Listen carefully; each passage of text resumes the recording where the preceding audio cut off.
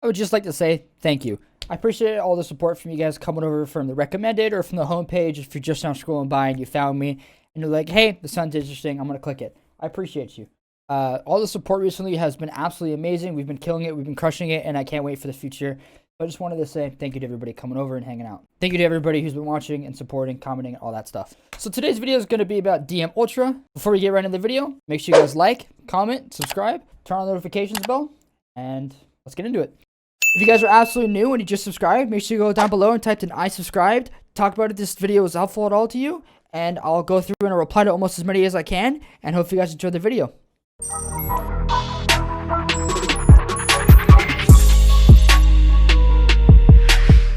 Here are some tips and tricks, some guides and certain things, how to get things done, what's more efficient, what's the way to do things, how long it took me, all these kind of things. So to start off, for me, I put in a lot of time and a lot of hours to get this done. And so I'm going to go over my stats real quick so people understand how long it took me, a streamer, a grinder, someone that puts in loads of hours, how long it might take a casual person casually playing, putting in a couple hours in a day or anything like that. These are my stats. It took me 5 days, 11 hours, almost 26,000 kills roughly. And it takes about 1,000 kills per gun roughly. Once you get into the pistols and the handguns and things like that, it gets a little bit lower into the 500s and stuff. But if you're doing it pretty well, it's around 1,000 kills for each gun. So if you want to look at that, you can. So getting into it, big, massive disclaimer. Right now, if you're going to go through and do Dark DM Ultra, this is new news. This is probably pretty old news to a lot of people right now. It is still bugged. You still can't get it no matter what you do. You're going to run into issues, whether that's with the knife or ARs, assault rifles, pistols, whatever it is. Just know right now it's still bugged. You can't get it until they fix it. And my guess is they fix it on the 16th of December when the first season does come out, along with Warzone and all that stuff. We'll get into that. We'll show off DM Ultra once we are able to. But right now, you can't. So massive disclaimer for anybody going for it and grinding right now. So if you want to wait, you totally can. If not, let's keep on going. So if you guys didn't know, I stream about almost every single day. If you guys want to go ahead and watch me when I stream and see what I do and what I play and be a part of the community, you totally can. I stream over at twitch.tv/MuscleX. I will talk about my stream schedule and all that kind of stuff later down the road once I get it kind of more fine-tuned. But right now, I just stream when I stream kind of a thing. Just about every single day. If not, I take a couple days and a break. So a couple days ago, Call of Duty announced that there is going to be double weapon XP and double XP. I'll go up and shoot up the times when it's going to go up and when it's going to go down. These are the times when double weapon XP is here. So if you want to check it out and take advantage of it, totally you can, 100%. It is the way to go. So if you want to start grinding for camos and doing things, I would say go through and play with double weapon XP when it goes live. Again, here's the timestamps. It is really important that you go through and you use up double weapon XP because it takes a lot longer to get DM Ultra or to grind camos out because you're level capped on your weapon. And to go from level 40 to 50 or even 30 to 40 all the way up takes a couple of hours to do. And it's just very frustrating when you can't do any camos and you have to sit there and just go for levels on a weapon when you could have already finished it a long time ago. So I would say use up a lot of that weapon XP, the double weapon XP, because it is massive. Go through, get every single gun to 50, and then go back and redo the camos. That's what I did. It's the best way to do it. It helps me out a lot. It'll help out a lot of you guys as well. So if you want to do that, feel free to take advantage of it. But again, those are the timestamps of those. So hopefully you guys can take advantage of that. So let's start out with some medals and some things. Point blanks. My favorite. I absolutely love point blanks. Point blanks are the best thing in the world. They're so much fun. So point blanks are really bad right now. They are absolutely horrible to do. They are not fun. What I suggest doing is playing free-for-all. Core free-for-all is the best way to do it. Wait for some spawns to roll up or whatever, or roll up in third party. And just check flashes, run up on somebody, and you should be able to get it done. A little trick that has just came out not too long ago is you can actually bug the shoot to sprint. So I would say abuse this right now because it's stupid. But if I'm running and I shoot, it takes a second for my gun to come up and to shoot. So it takes a second for people that want to do point blanks. It's a little annoying. If you hold a Semtex and run, as you can see, I'm literally just holding the Semtex. Yes, your hand might be in a weird spot, in a weird position, but it works. I can shoot and run. I don't have to worry about anything right now. Again, going to show it off here. Really simple. You just hold the Semtex key and you just run. And you can shoot without having to do anything. So if you want to get point blank, super simple. And if you want to reload, you just swap weapons to get rid of the Semtex. Reload, hold Semtex. That's it. Very simple, very easy if you want to get point blanks done as well. There's just easiest way to do it. It's kind of abusing something. Going on to the next thing here. So for long shots, right now, they're not too bad. They're not too hard to do. Most of these next ones that I'm going to talk about, I would suggest doing in hardcore Except for point blanks. Do those ones in core. Do not do those in hardcore. You're going to have a tough time. For the rest of these, do them in hardcore. So, long shots. With most of these camos and everything, just kind of sit back, chill, hang out, relax, be patient. Because if you're going to run around with your head cut off and do, not really go for the challenge, you're just going to die a lot. You're going to get pissed off and you're not going to want to do it. So just be patient with the way you want to do things and just sit back, hold the lane. I know it's boring. I know you're not going to have much action. It's the way you have to do it. It's with any Call of Duty. You have to play like a rat, essentially. That's just how you have to do these things. If you want to get it done efficiently, you're going to lose your KD a lot. Sit back, watch a lane, hold an angle. You'll be fine. You'll be able to get long shots in no time. Play it in hardcore. So as soon as you see someone, you can kill them easily. You're holding an angle. More than likely, you'll get the kill because they have no time to react when they're getting shot once. So for the kills behind cover, this one is literally the same concept or same idea as of long shots, except hold a headshot angle. Hold a head glitch angle. Doesn't matter what map you're on. Find a common angle that people would go to on a head glitch spot, like on Nuketown. Watch the little window. People love to run up and sit up there. You can easily get a cover behind kill there. You can easily get one behind the Jeep.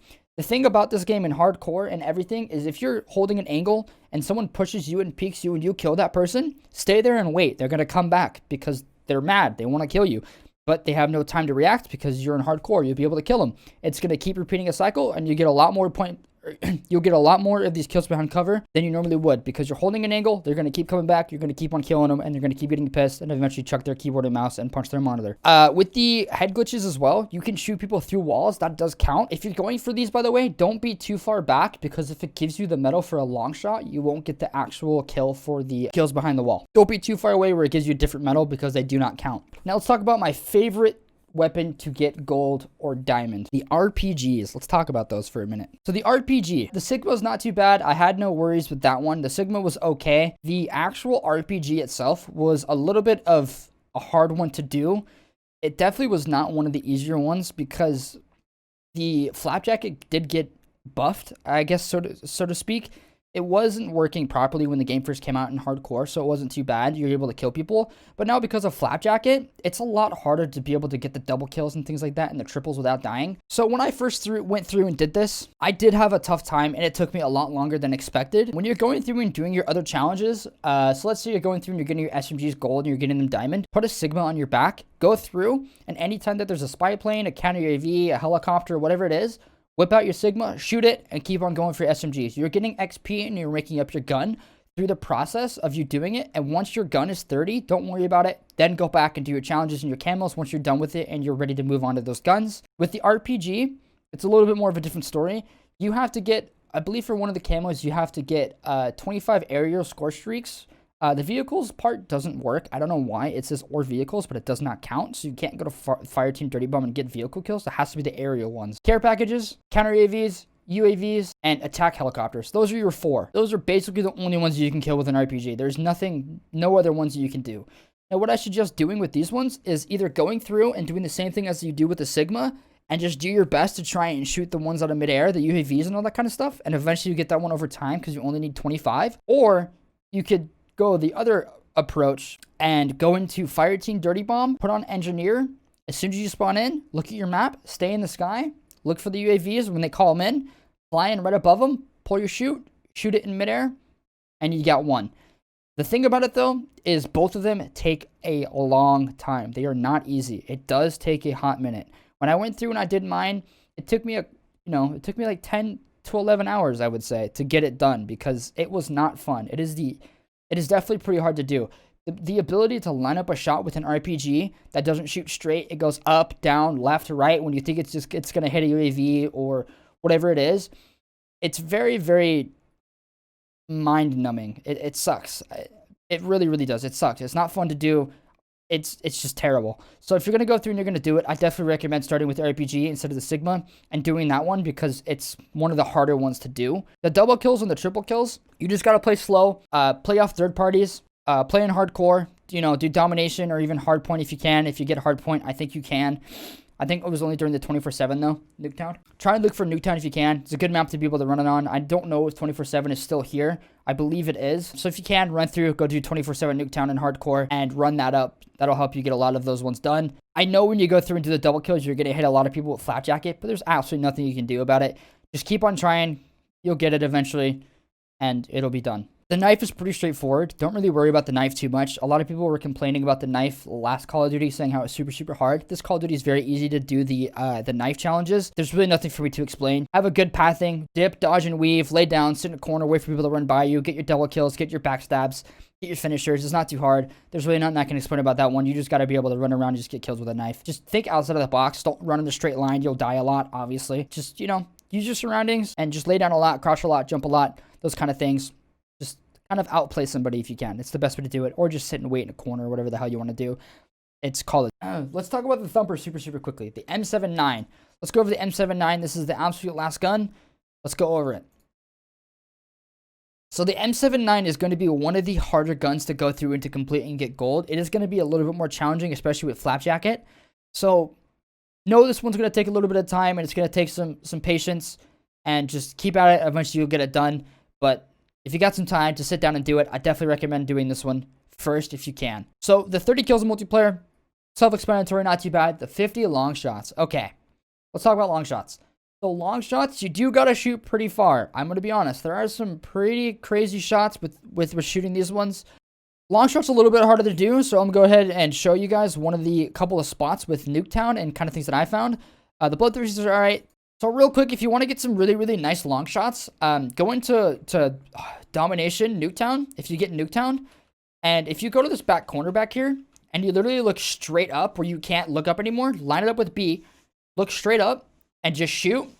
It'll always hit B no matter what. So if you want to hit a really, really good shot and be able to kill people off B, you totally can. It works very, very well. Again, I'll show it off right here. If there's people on B and you want to get long shots, this is definitely the way to do it. Sit back here in this corner, line it up with the B flag, look straight up till you can't anymore, and just shoot. And it works every single time. If somebody's sitting on B, you'll be able to get a really nice long shot. It should count. But if anybody's around that general area in the middle here, they will blow up and they will die unless they are running something else. But if you always want to get some good long shots, it's definitely a way to do it. Or even when you spawn on this side, just lob one across the direction over there. If you want to get this one done, just look way left over here, look straight up, and just lob a grenade. And you'll get this one. It's not too bad. It's pretty simple. Again, long shots, just take your shot. If you think someone's there, just shoot it. Just lob it over. You got a lot of kills you got to get with it. You got 50 you need to do. So just shoot some grenades, lob some people over. Eventually you'll get one. Not too bad. Shoot common areas. And just, if you think it's high enough, aim a little higher. Double kills, you'll get that eventually. Destroy 3 score streaks of vehicles in the same game. Fire team, dirty bomb, engineer, look at the map, fly in, run at them, thump a shot. Done deal. Super simple, super easy. You'll always get 3 in one game. Not too bad. Again, go into fire team, dirty bomb, engineer, look at the map, fly in the map, just wait. You'll see it on the map. Go in, fly in, blow them up, kill yourself, repeat.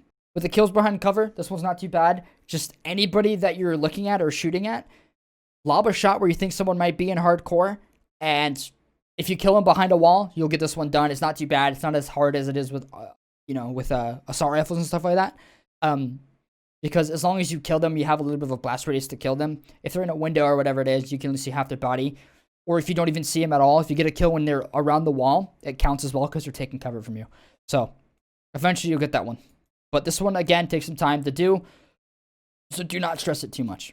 For the double kills, I definitely recommend going through and playing core. Do not play hardcore for the double kills. And the only reason I'm saying this is you can play hardcore. I just prefer core for the double kills because you have more of a chance to get double kills. If you're on a 1v2 fight, you can more than likely kill one person, but the second guy will kill you more often than not just because it's hardcore. It takes one bullet.